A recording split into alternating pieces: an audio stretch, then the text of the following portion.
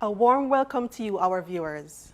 I am Nicole Walker, Director of Programs at Capri, a think tank keen on evidence-informed research on topics relevant to Jamaica's development, with a view to improved public policy making in Jamaica and the wider Caribbean. Despite several unanticipated challenges during the research process, we are pleased tonight to present the findings of our research and to launch the report, Fair Pay, the Wage Gap Barrier to Women's Empowerment. This study, the third in a three-part series of studies on the care economy, examines the gender wage gap in Jamaica with reference to its intersection with the care economy, the sector responsible for the provision of services related to nurturing and reproduction of the population. This and the other reports were carried out with the support of the EU under the project Civil Society Organizations as Actors of Governance and Development, which commenced in June 2019 and ends this month. The actionable policy recommendations are in line with one of the project's key specific objectives, which is to promote women's empowerment. Dr. Kelly Ann Dixon-Hamill, the lead researcher, will present the findings and recommendations. I heard Dr. Dixon-Hamill do a practice run, and I can assure you that her presentation will be both insightful and thought-provoking. A panel discussion will follow with her and Ronaldo Blake, research assistant on this study. Dr. Diana Thorburn, Director of Research, will moderate the conversation. We are particularly proud of this and our other two reports on the care economy, as these are the first empirical studies on this important topic in Jamaica and the English-speaking Caribbean. The reports were a joint effort by the Capri team, including Ronaldo, Diana, Yentel Williams, our Director of Strategy, Priya Alexander, our economics researcher, and Shanna K. Chisholm, staff researcher. We encourage you to participate in the discussion by submitting questions online using Slido. To do so, visit slido.com and enter the event code Capri, after which you will have the option to post or upvote questions you deem crucial for our panelists to respond to. Let's welcome Anicito Rodriguez Ruiz, the Head of Cooperation for the EU delegation, who will give greetings. Good morning, ladies and gentlemen. On behalf of the European Union, I welcome you to this web forum to hear and discuss issues related to the gender wage gap in Jamaica and its intersection with the care economy. By launching this report, Pay Fair, the gender wage gap as a barrier to women's empowerment, Capri has satisfactorily completed the implementation of the project Civil Society Organizations as Actors of Governance and Development, co-funded by the European Union. During the last 3 years, this project has succeeded in placing very relevant and burning issues for Jamaican society in the public debate and has provided all of us a good compass to navigate the data and the arguments related to them. It has been a very interesting journey around evidences and policy implications, opportunities and barriers, possible solutions and innovations for the empowerment and inclusion of vulnerable youth and women. However, even as the project is finalizing, our journey doesn't finish here. Not only we wish to continue EU partnership with Capri and all like-minded civil society organizations, but it is now the time to intensify the dialogue and advocacy initiatives with all stakeholders and duty bearers that, based on data and the recommendations identified, can produce the necessary policy shifts and implement the initiatives to address the most urgent needs. Civil society, private sector organizations, the academia and research centers like Capri have an important role to play. By stimulating public debate and giving voice to the concerns of vulnerable people, they can contribute to good governance, better economic inclusion, and accelerate progress on gender equality and women and youth empowerment. In Europe, We are also having very similar debates to the ones that are taking place in Jamaica. Gender wage gap and care economy are among them. Closing these gaps is a priority for the European Union, and the European Union has put in place several initiatives urging member states to invest to remove the existing barriers. Therefore, we are very satisfied that today, as in previous occasions, we are having this conversation here in Jamaica and that the European Union has contributed to make them possible. Therefore, I wish you a very frank and productive dialogue. Thank you very much. Thank you, Aniceto, and welcome again to all of our viewers.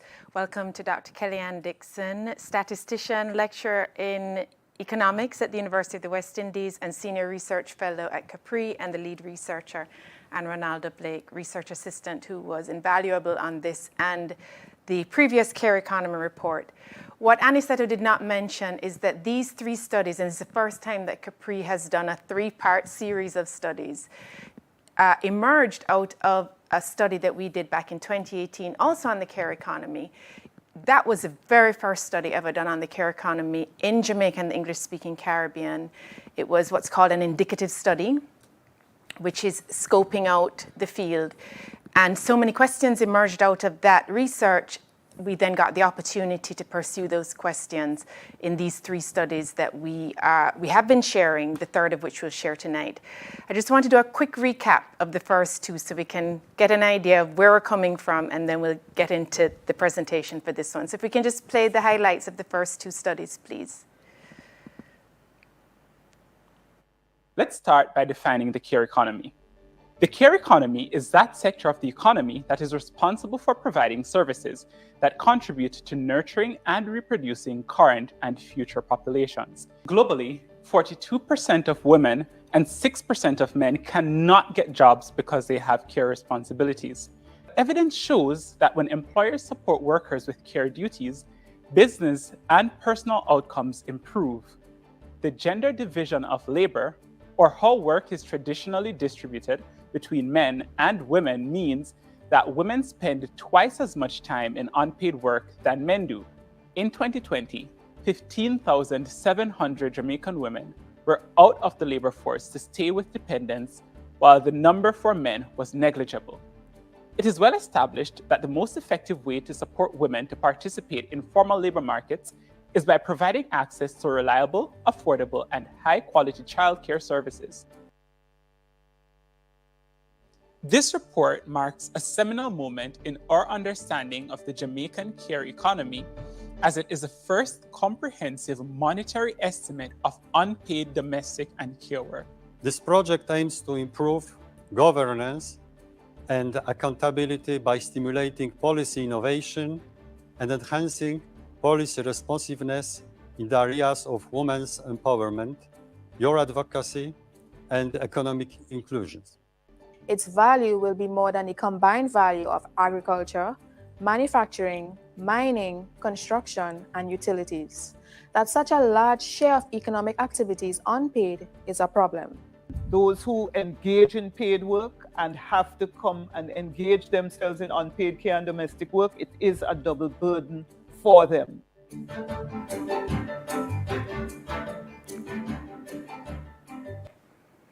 Thank you. So we started out by measuring the care economy, which, if you've heard me talk, I can't quite stop talking about because it's such an innovative and almost revolutionary way of thinking about the care economy, which has never been done before, with the data set from Statin, from the Survey of Living Conditions.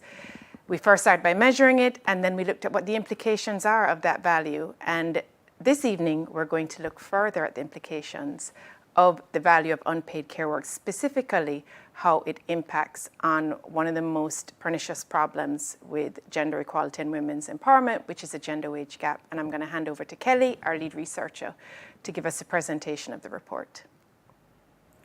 In Jamaica, for every $100 that men earn, women only earn $61. The per capita income for men in Jamaica is $11,044 US, while the per capita income for Jamaican women is only $6,729 US. This report, Fair Pay, examines the gender wage gap and how it intersects with the division of labor of unpaid care and domestic work. The gender wage gap is defined as a disparity between men and women's income. Related to this is also the unexplained gender wage gap, which is the gap between what women and men earn after accounting for factors such as education, experience, age, and industry. Wage gaps that are narrow, meaning closer to 100, are preferred, as it means women are closer to being on equal footing with men in terms of income earned. The calculation of the wage gap can be tricky, and numerous methods have been used. For the Jamaica, the estimates have ranged from the widest gap being 61% to the smallest gap of 88%. Given this disparity in measures, we are using the Global Gender Gap Index measurement since it is the international benchmark and is usually cited. While it is known that women often earn lower wages than men for the same or similar types of jobs in Jamaica, it is believed that this difference is associated with the glass ceiling, which is a barrier that women face when trying to advance in an organization, and the glass escalator, where men are put on a fast track to advance to higher positions in a company or organization. The gender wage gap in Jamaica is highest among the poor, less among the university and college educated, and is not found in the public sector. In a survey of tertiary graduates in Jamaica, just a quarter of the respondents believed that in the last 5 years, they had been paid less than someone of the opposite sex for similar work by the same employer. Interestingly, 88% of those who believed this were women. Furthermore, 40% of the respondents knew someone other than themselves who seemed to have been paid less than someone of the opposite sex for similar work by the same employer. In almost 9 out of 10 cases, the sex of the worker who was paid less was female. The survey also showed that men experience greater returns on their investment in education than women. When asked whether they believed their degree helped them to get a good job with a good salary, nearly 2/3 of men agreed with the statement, compared to only half of the women in the survey. Additionally, 65% believed that their tertiary education was good value for money. This sentiment was only shared by 46% of the women surveyed. In 2013, the International Labour Organization identified 15 barriers to women having leadership positions in Jamaica. Of those that relate to how work is traditionally and usually distributed between men and women, one speaks specifically to the fact that women have more family responsibilities than men. Actually, women don't just have greater family responsibilities. They spend more than twice the amount of time in unpaid care and domestic work than men do. A Caribbean-wide study found that women's unemployment was much higher than men's because employers preferred male workers. It is believed that this occurs because women's child care responsibilities cause a higher rate of absenteeism. Unpaid care and domestic work, therefore, is a big driver of the gender wage gap. When women are making choices about work, nearly 60% of them feel constrained by their familial duties. In contrast, no men reported such constraints. Additionally, as reported in our previous study, women spend 4 hours per day doing unpaid work and 3 hours per day doing paid work. Men, on the other hand, spend less than 2 hours per day doing unpaid work and 4.5 hours doing paid work. Furthermore, the presence of children in the home is linked to lower earnings for women, but not for men. Also, after having children, men's income tends to rise while women tend to lose income. Therefore, based on this information about unpaid work, we can conclude that men are given more opportunities to earn. Since the gender wage gap is known to exist in Jamaica, efforts have been made from a legislative and policy perspective to correct this. The first is the Equal Pay Act of 1975, which, as the name suggests, provides for the payment of equal work for equal pay between male and female employees in the same establishment. There is also the Maternity Leave Act of 1979, which allows for maternity pay for employees who qualify for maternity leave. And finally, there is the 2011 National Policy on Gender Equality, which has committed to reviewing the Equal Pay Act, among other things. Although these legislation and policy are in place, the International Labour Organization has found little action to correct the gender wage gap. This finding is not unique to Jamaica. When reviewing the legislation, the fine for breaching the Equal Pay Act is a fine not exceeding $200 or imprisonment with or without hard labor for a term not exceeding 12 months. This is equivalent to the cost of a bottle of water. If after conviction, if the offense is continued, there is an additional fine not exceeding $20 per day. In 2019, a Jamaican gender rights advocate stated, "I sense that it's just not on the agenda for our lawmakers. The Equal Pay Law really has no policy directive, and I really don't know of any one ministry with responsibility for it. The law, while conceptually strong, has lacked teeth and power in preventing discrimination against women, even if they performed at equal standards to their male counterparts. While our current legislation and policy have not achieved their objectives, there are other options that are suitable for Jamaica that have had measurable and desirable outcomes in other countries. The first is support for unpaid care obligations.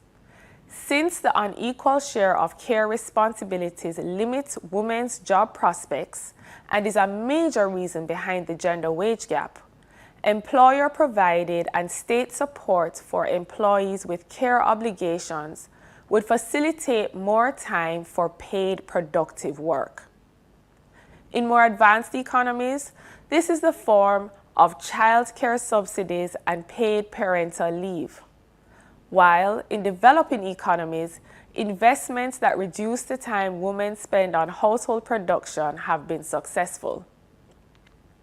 Secondly, pay transparency has also been effective in awareness about the gender wage gap and giving employees information they need to challenge pay disparities.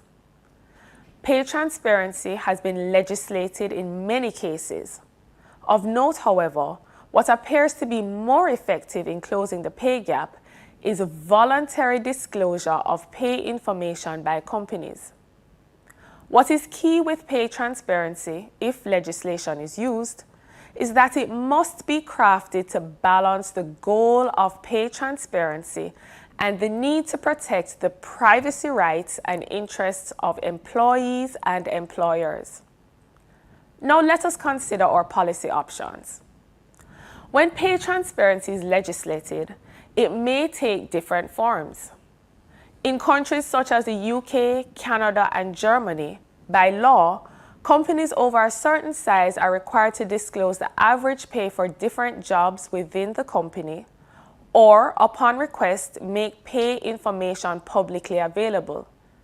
It may also require companies to report their pay gaps. Also, like in Peru, it may require companies to keep tables detailing employee categories, their function, and pay. The first step to acceptability and adoption of pay transparency in Jamaica would be implementation in the public sector. Although there is no wage gap in the public sector, this initiative would establish a precedent for employers to follow. It would also contribute to good governance and public trust. We recommend that the Ministry of Finance establishes an online database that publicly displays the salaries of public sector posts. This website should be easy to access, user-friendly, and the data updated regularly. This policy should also be actively communicated and promoted to increase public awareness and access to the information. Secondly, it is recommended that publicly listed companies be required to make known their salary scales and that this be included in the Jamaica Stock Exchange Governance Index. Currently, the Governance Index includes environmental considerations, but there is no provision for gender equality. This measure is considered a suitable step towards rectifying the gap. Based on the Global Gender Gap Composite Index, which includes income, women have achieved 75% parity with men. But given that the wage gap is 61%, it suggests that despite women having near parity with men in education, health, and political leadership, they are being pulled down to 75 because of this large gender wage gap.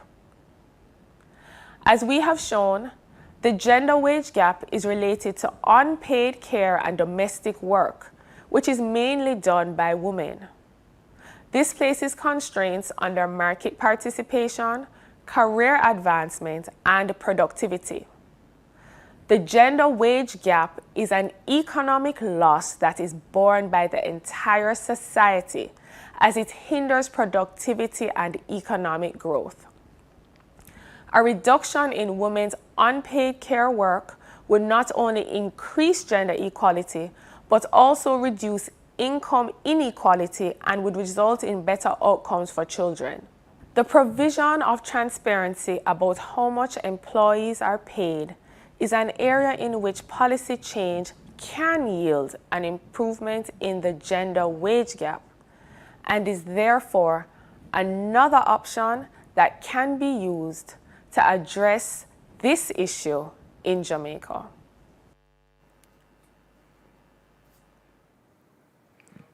Thank you, Kelly. I have to admit that my heart is quite full.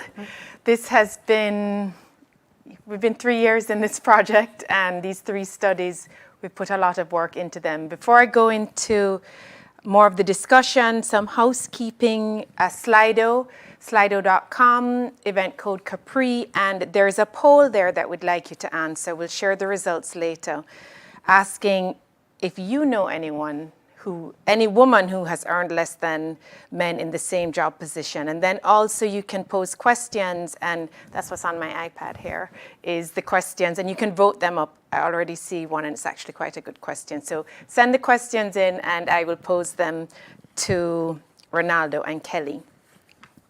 So my heart is full because, you know, as I said, we put a lot of work into this study. We put a lot of work into the entire project. But this study in particular was challenging. And I'm going to ask Kelly to explain some of the challenges, but just to say that, you know, we often have in our social media, on one of our hashtags is "we go where the data takes us." And this was a study where we went where we had to go. We had no choice but to go where the data took us.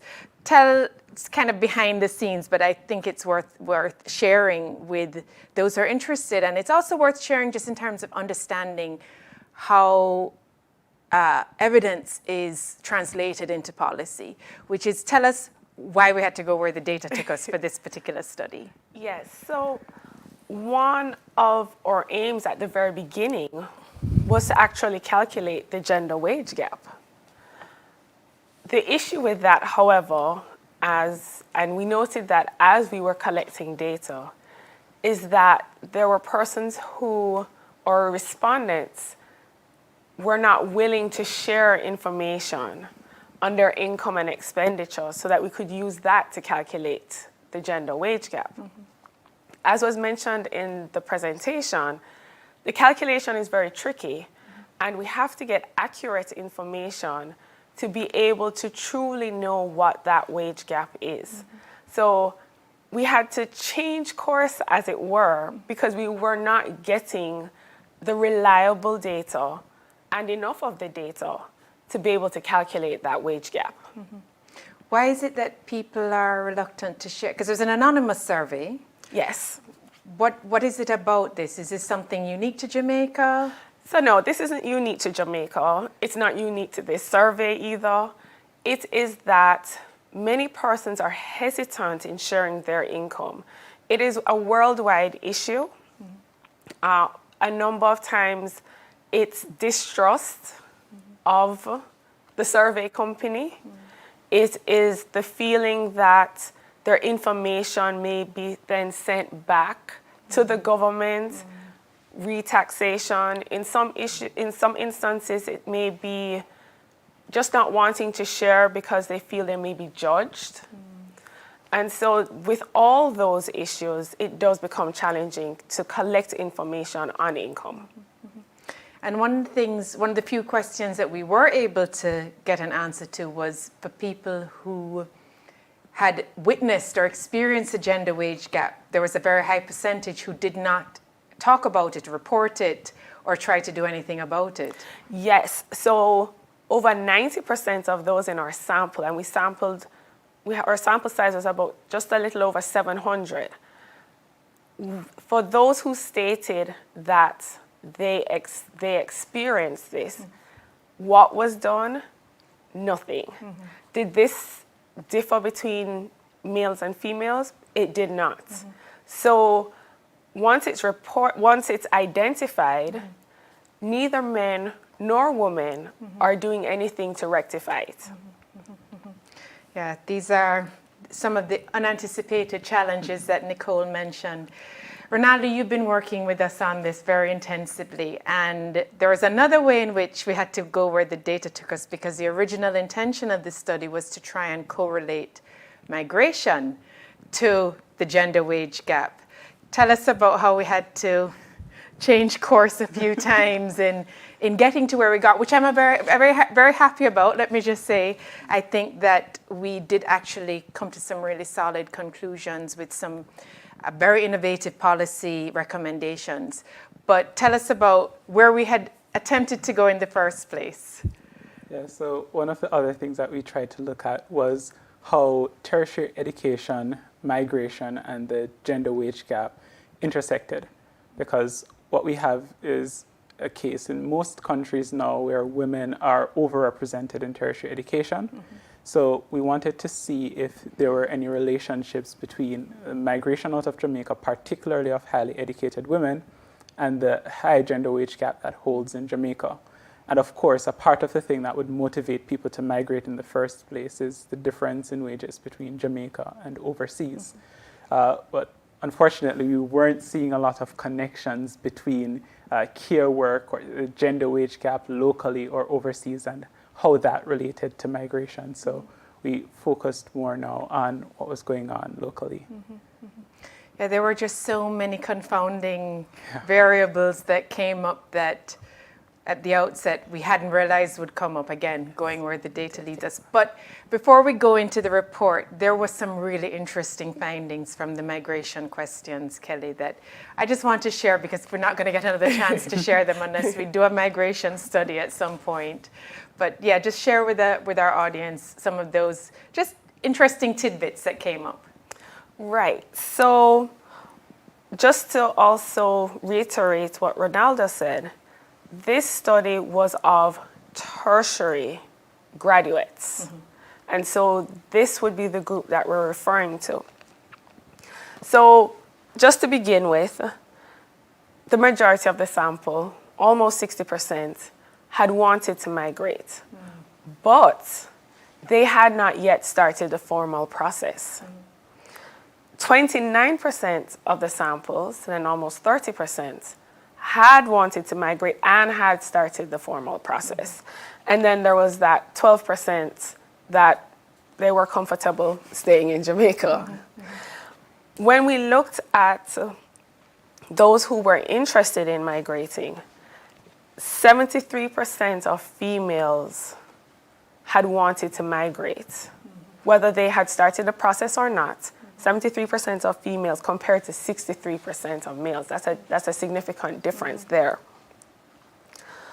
Also, almost 3/4 of those who were raised by someone other than a biological parent, and those raised by single parents, about 3/4 had wanted to migrate. This is in comparison to those who were raised by both biological parents. That percentage of those wanting to migrate was a lot lower. Yes. Yeah, that jumped out at me when I was reading the survey results, and of course that could have taken us down a rabbit hole of why this is so. Definitely a question for future research, or for anybody else out there who is interested in migration studies. We share all of our data. We're happy to share the data set with anyone who's interested, but that finding supports our general 85% number, because 88% wanted to or had already started planning to migrate, and the commonly thrown around figure of tertiary graduates who migrate is 85%. And then to know that most of those are women, and then again that you're more likely to not want to migrate if you grew up in a two-parent household, biological family household. Very interesting. Okay, so I've kind of gone off into the interesting stuff that we couldn't get into the report. But let's get into the report itself. And we already have some questions. And I'm going to put this one to you, Ronaldo, because I think this is one of the refrains that come up a lot when we talk about the gender wage gap and gender equality in Jamaica. Since Jamaica has the highest number of female managers globally, wouldn't this suggest that men are at a disadvantage in the workplace, and don't women earn more? We address that in the report. So please share with why this is not so. So the first thing to note is that calculating the gender wage gap is a very complicated process. But when you have enough data, you're able to get a good representation of what's going on. Now, as we said before, women are actually overrepresented in tertiary education. So it does follow that women also are very well represented in terms of leadership in the country.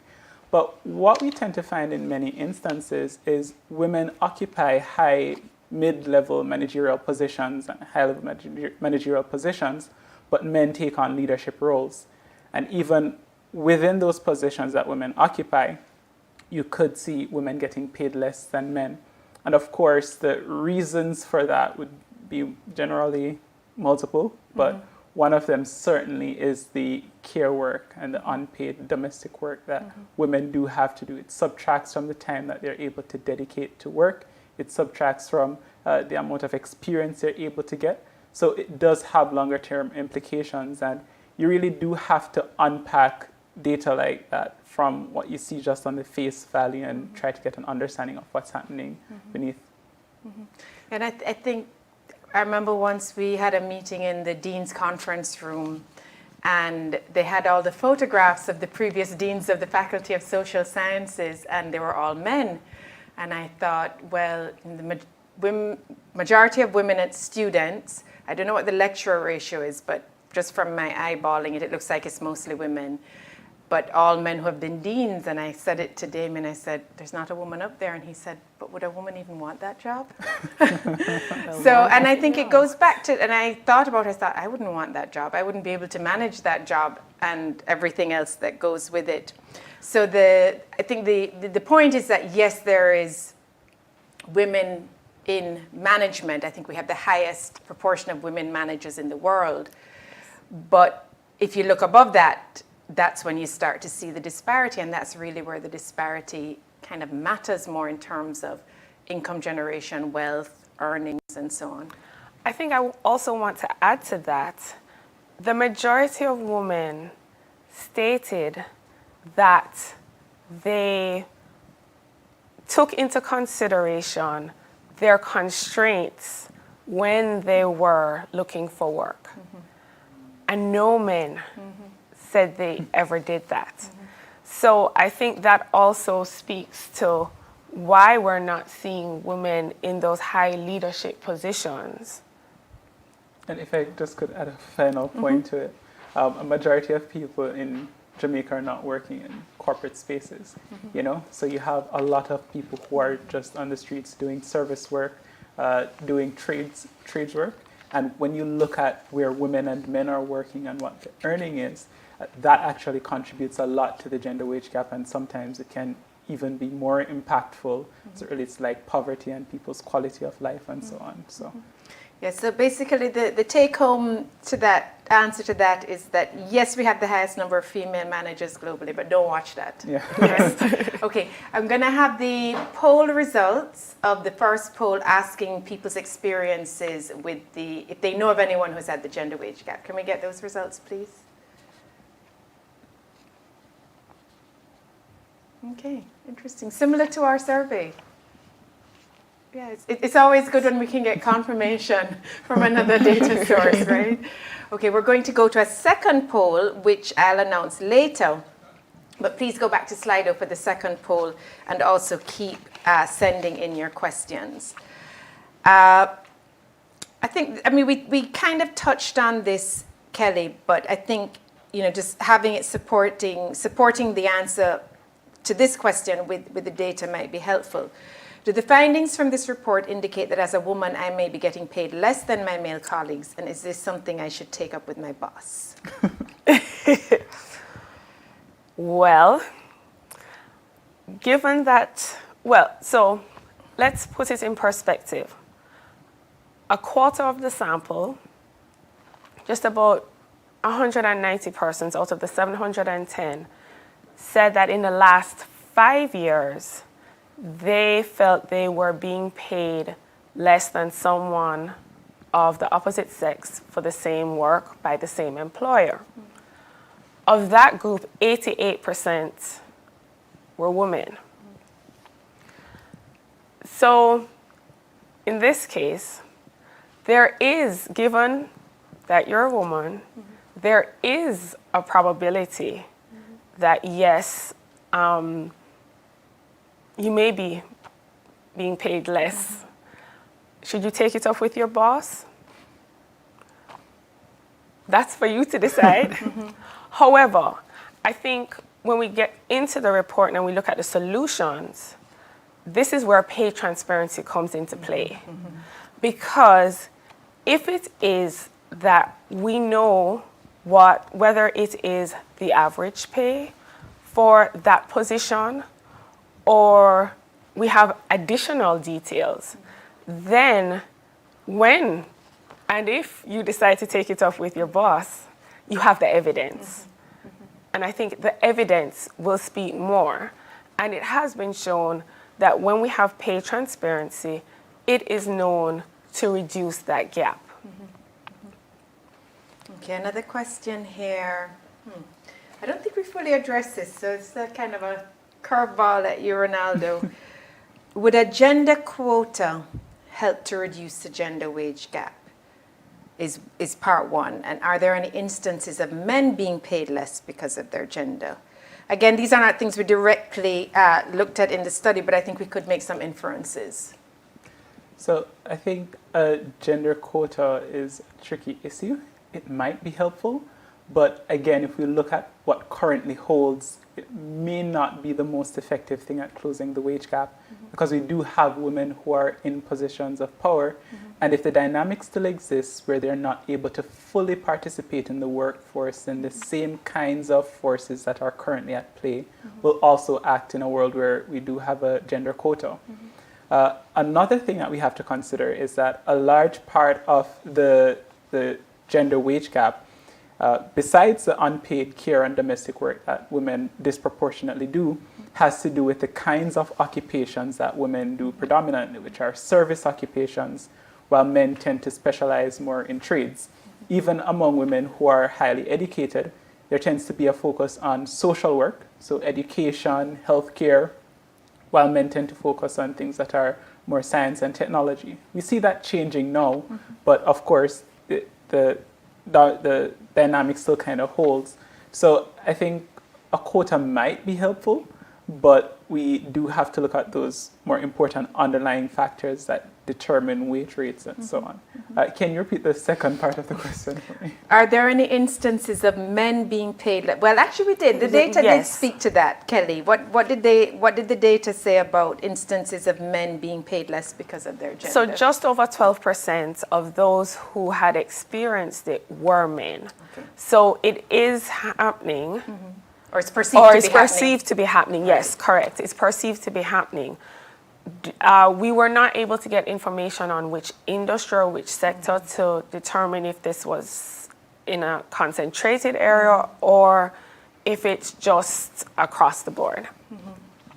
Yeah, I mean, from the difficulties that we had with collecting some of this data, it made me think that it would really require more of an anthropological, methodological approach to try and really get the trust of people to share, but that would be extremely intensive, intensive field work.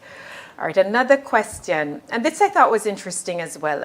We said that we didn't, the research shows that there is not a wage gap in the public sector. And the question here is, does it suggest the public sector is more productive? I doubt that. But how would we explain that? How might we explain that we didn't find a gender wage gap in the public sector? At least we didn't cover that, but in the secondary data that we looked at, it was shown quite definitively that there wasn't a gender wage gap in the public sector. Yes, and I believe actually that may not just be unique to Jamaica, and that's possibly because the public sector has their specific scales. So you fall within these scales, so it's difficult to necessarily use some sort of difference or bias to give one gender a higher wage than another. So does it mean that the public sector is more productive? I'm not sure about that. Given that, yes, we know that when we reduce the wage gap, it does increase productivity. However, there are other factors that will also determine what productivity, what levels of productivity. Well, I can say from the second study that we did, which looked at productivity specifically with regard to care work, one of the things that jumped out at us was that in Jamaica, the data shows, not data that we've done, but others have done, that the public sector is the least productive sector in Jamaica. So I think the answer to that is no. But I think it brings up the interesting question, because in a way there's kind of de facto pay transparency in the public sector. So we made this recommendation that it should be public. So, and the question did come up, but it's already public. Why did we push this as such a strong recommendation, Ronaldo, for the public sector to be the leader in pay transparency when it pretty much already exists? So first it's public, but who knows, right? Like if you ask the average person on the street, what does X person in government work, they likely wouldn't be able to tell you. And even if you do go online and try to figure that out, it's difficult for you to actually unravel all of that information. One of the other things that came up in our extensive discussions with stakeholders was that the information is there, but it's extremely complicated, and a part of that has to do with the wage structure that we're currently phasing out of government. So now we do have a new structure coming in, but this information is highly technical, and it's not likely that the average Joe or Jane who is just like going through a normal non-economic job is going to be able to access this information and make sense of it. So the reason why it's important to have this kind of data in a centralized basis that's very easy to understand is that it could actually serve its purpose of empowering people. So if you're in a job in the private sector, you could look at what someone in the public sector earns and you could make a comparison. Or if you're in the public sector, of course, you could easily access that information. So the data is there, but it's very important for it to be accessible and transparent. And also, as we mentioned, in keeping with just principles of good governance and transparency, which are things that we've pushed in other work we've done with the budget and so on. All right, another question here, and this one's interesting. So how does the study take into account that more women take on care jobs, which with less pay, whereas more men take on higher paying jobs? I think this is speaking to occupational segregation, and why that's significant in understanding the gender wage gap. I'm going to give that one to you, Ronaldo, because I know you spent a lot of time on that. Right, so a large part of it is cultural, right? Many of the things that we're trying to research, we just simply can't make sense of it, because if you just look at numbers and digits and you try to do statistics, it doesn't make any sense. So a part of it is women are acculturized from early to pursue particular career paths. They're told from early that they should focus on building a family, taking care of a husband. And once that conditioning comes in, people do kind of build into their mindset that, they should essentially take on jobs and follow career paths that will allow them to strike a better balance between their paid work and their unpaid work. It's kind of like Kelly said earlier, when men are thinking about moving up the career ladder, they don't think, how is this going to impact my child that I have to pick up from school? But women do consider those things. So while a large part of it is like stuff that you could look at and try to figure out, part of it is actually cultural, what careers people go into. So once we have more transparency and once we kind of open up options to women and men, then that will help to get us to a place where it's a bit more equitable. I'm giving you this one, Kelly. You're probably going to vex with me after. But it says, persons would argue that equal pay for equal work is a fantasy because not all women can do the same jobs as men. How can you convince them that it's not a fantasy? Well, if it's equal pay for equal work, then it suggests that they're the same. Yeah. So it is not a fantasy. And actually, in some cases, what we've found, especially with the voluntary pay transparency, that the difference between what men and women earn, that gap is very small. So you're looking at, let's say, women earning $1 and men will be earning $1.01. So it reduces that gap, and that's what we're interested in doing, reducing the gap. Because it's important to remember that when we have that reduction in the gap, there's increased productivity, and therefore that not just helps from the perspective of an individual or an individual company, that then has a national effect. And so that snowball effect happens. Also, there's an impact on poverty. So the income inequality is reduced when we know that we reduce the gender wage gap. So it's not a fantasy, because in some cases $1 and $1.01, let's call that equal. There's no significant difference there, and it has occurred. So then why not strive towards it? Pay transparency, Ronaldo. This is, when we brought up with the stakeholders, there were, Why did we go down that road, and how far did we go? So we went as far as considering whether legislating mandatory pay transparency for companies of a certain size in Jamaica would be something that was feasible to do and would be an effective way of reducing the gender wage gap. What we have seen in other countries, Canada, the European Union, the United States, is a significant uptake of pay transparency laws because there has been a recognition that equal pay laws are just simply not enough.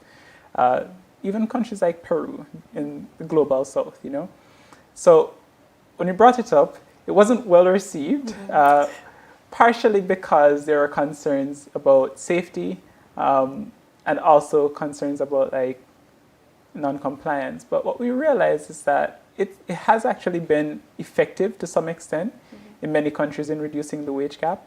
and it's recognized as something that will really accrue benefits over the long run. So it's not something that will necessarily immediately come into place.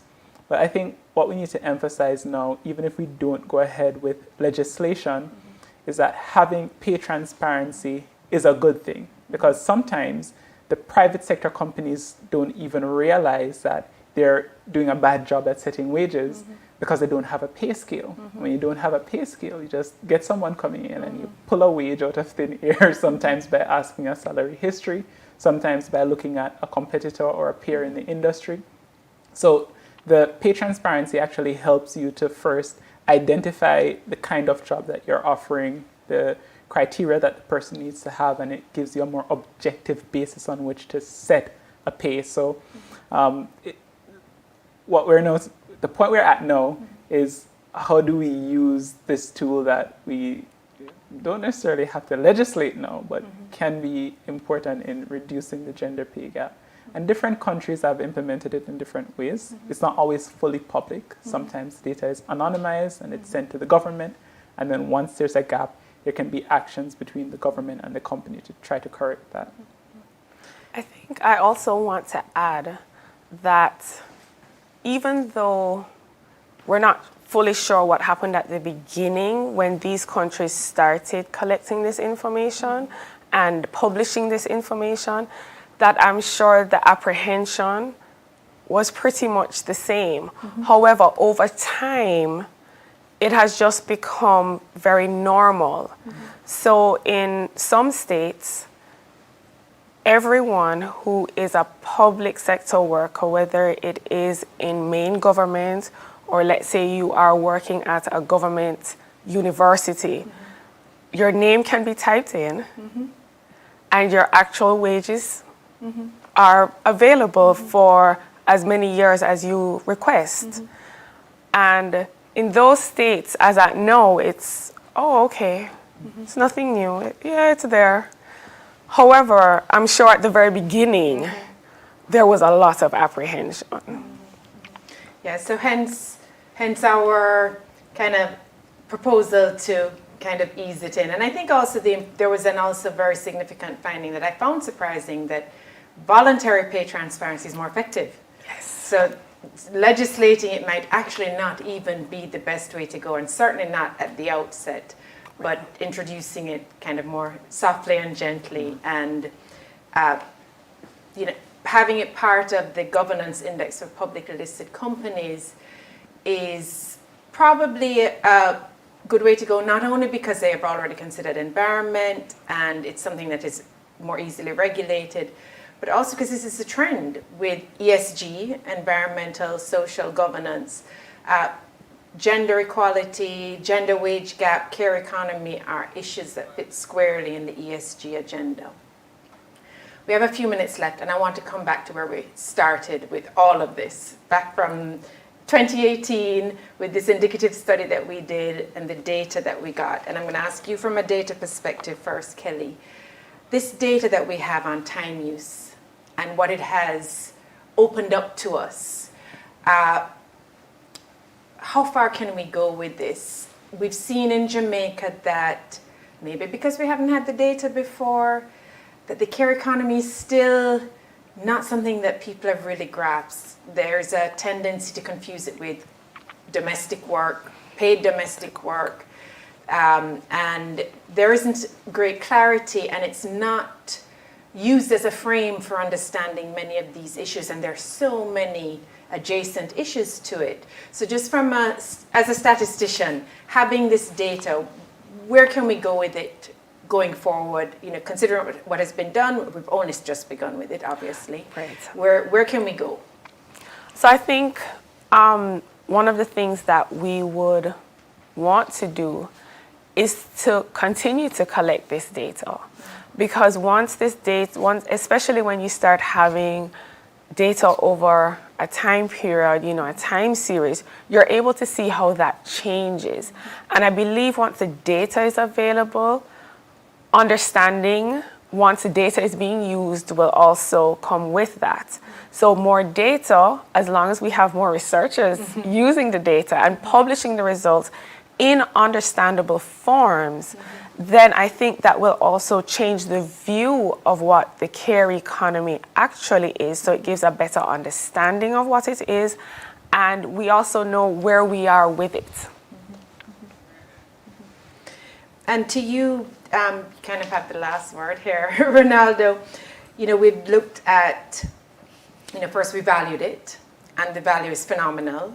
I don't think it's really sunk in yet what that means, the value of it. And we have, you know, we've started to explore what that value might mean for employers to try and get something of that value by investing in support for their workers. And we've now looked to the gender wage gap. What else is there for policy to consider? What other types of policy innovations can we begin to think about with the data and the care economy and a better understanding of the care economy? I think once we start to better understand the burden of unpaid care and domestic work and where it falls, we should be trying to figure out how well we can integrate this into a normal functioning economy. Because one of the huge problems that we're having now is we tend to segregate it as one being more personal work that cannot be commercialized, and the other being stuff that is only in the domain of private sector enterprise and their employees. So I think we need to try to figure out how we can integrate the two. But a part of that as well is we don't want to over-commercialize it. Right? We don't want it to just all be about, okay, how do we get kids into institutions so their parents could go out and work? You know, so it's about striking a balance between your unpaid work and your paid work, and improving lives and livelihoods while also improving the economy and the lives of women who unfortunately hold most of the burden of unpaid care and domestic work now.